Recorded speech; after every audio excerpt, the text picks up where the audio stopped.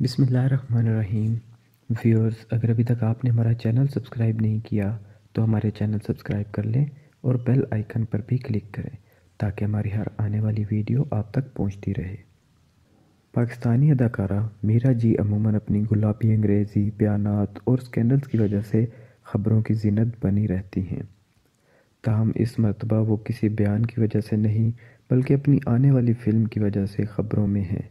ذرائع کے مطابق اداکارہ میرا بہت جلد ہدایت کار ثاقب ملک کی فلم باجی میں کام کرتی نظر آئیں گی، جس میں ان کے ہمراہ مزاحیہ فلم سے ناکام ہونے والے اداکار عثمان خالد بٹ کام کر رہے ہیں۔